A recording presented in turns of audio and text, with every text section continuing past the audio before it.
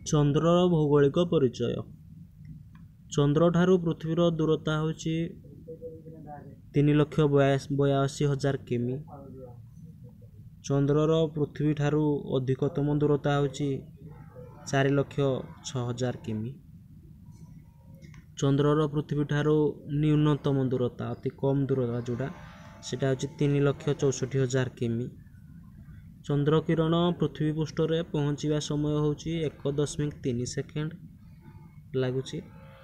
ଚନ୍ଦ୍ରର ଓ ପୃଥିବୀର ଗୁରୁତ୍ୱାକର୍ଷଣ ଅନୁପାତ ହେଉଛି 1:6।